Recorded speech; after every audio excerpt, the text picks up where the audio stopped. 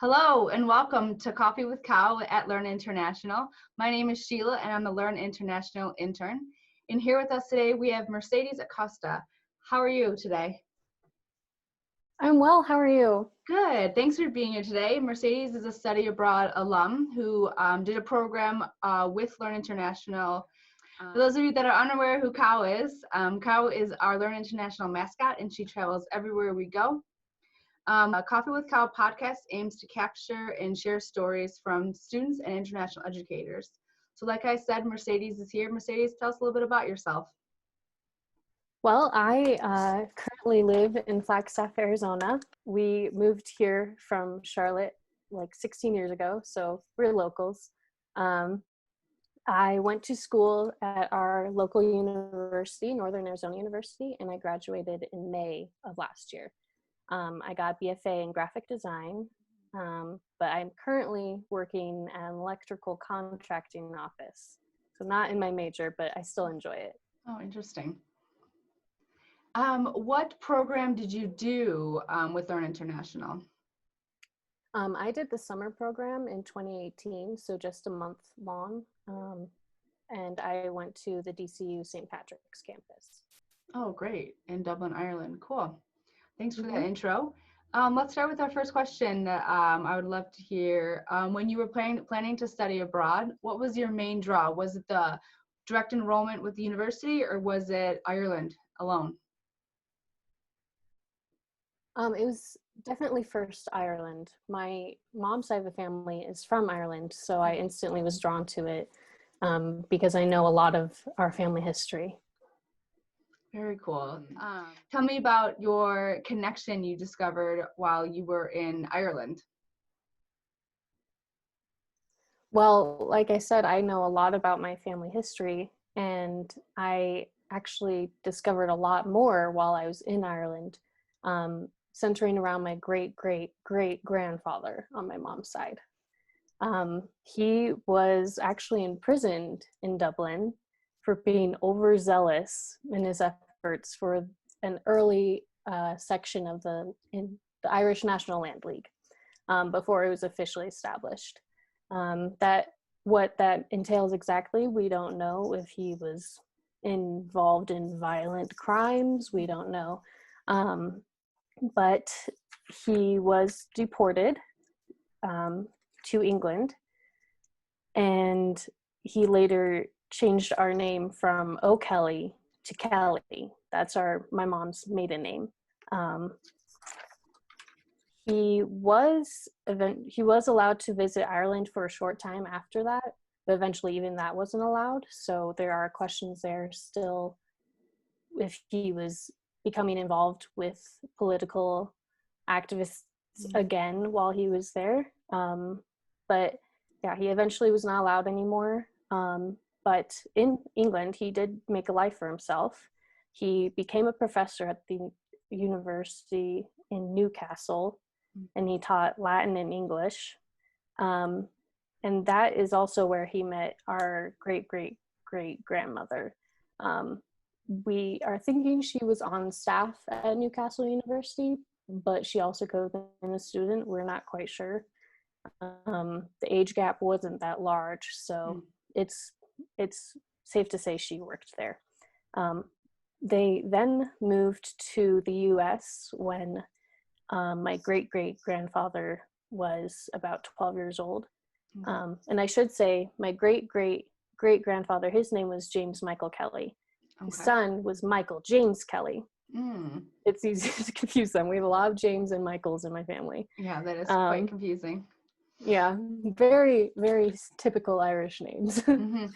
And then that was all things I knew prior to going to Ireland. But I was very curious of the circumstances surrounding James' imprisonment in Dublin. And so with the help of my mom and my aunt while I was in Ireland, I looked into where he could have been imprisoned because we didn't know exactly. And at the time, around the 1870s, I want to say, is when he was imprisoned, maybe 1860s. around that time, it probably was most likely Kilmainham jail. And I did discuss this with an instructor of mine, and she agreed. And the really cool thing around that is that that was our first excursion when I was in school, was we went to Kilmainham jail. And so I found this out, later in the month, that was possibly where he had stayed. And so it was really cool to think that I might have walked the halls where he was, and I didn't even know it at the time. So that was a big part of my journey in Ireland, was finding that out, for sure.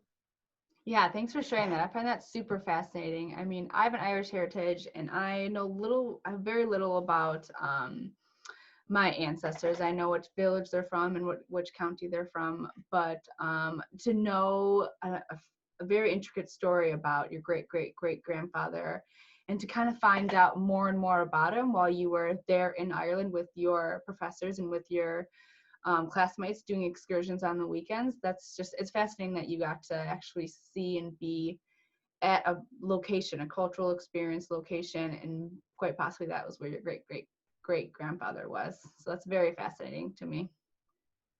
Yeah.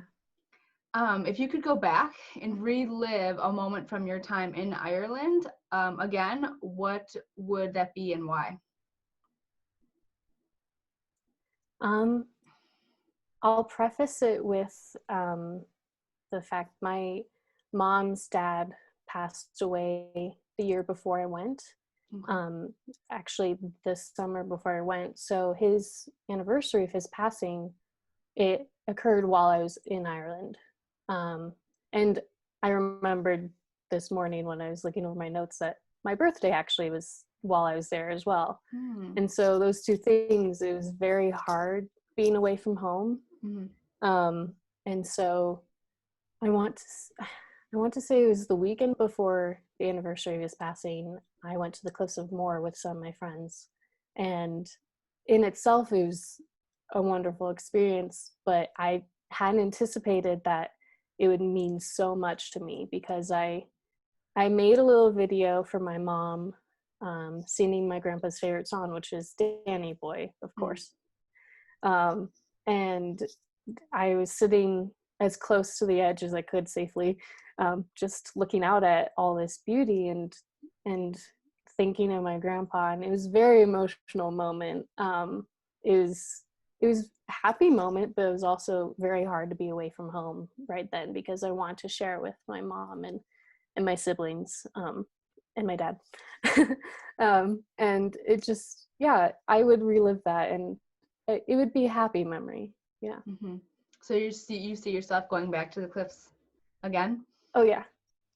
Yeah, definitely. I find that if I were to relive a moment or in a past travel experience, I find that the moments that I'm probably secluded by myself, just thinking about what is happening in this moment, it kind of all comes to me in a rush of emotions, where this is a pretty cool experience. I'm now thousands of miles away from home, looking at this beautiful scenery this scenery is nowhere else in the world. So I find it to be very profound, and it tends to stay with me for a long time, which seems like this specific experience will probably stay with you for a long time. Yeah, definitely. So do you see yourself going back to Ireland at all in the future? I definitely do. Yeah, I would go back for longer if I could. I mean, a whole month, that is a long time, but there were still many places I didn't go, and I'd love to go back and see them. So yeah, that's always typical. I mean, if you go over for an academic program, you spend so much time with doing your studies that you want more time doing cultural excursions. So it's always a good decision to go back and focus on seeing more of the country. Would you recommend any student doing this program in the future? Oh, for sure. Yeah, it was a very good experience, and the staff especially was so helpful, and they made you feel so at home, and it was amazing. Yeah. That's great. It's great to hear. Well, Mercedes, I want to thank you for being here today. We really appreciate us at Learn for being a part of Coffee with Cal. Thanks for being here. Thank you for having me. Yeah, I want to thank the listeners as well for tuning in. You can find us on any social media platforms such as Instagram, Twitter, Facebook, YouTube, and LinkedIn with the hashtag LearnINTL. And we have many more student stories to come, so look forward to the next episodes. And yeah, thanks again, Mercedes. We are so excited to hear your story, and we're hoping that more will return to listen for some more stories. So have a good rest of the day. You too. All right, bye. Bye.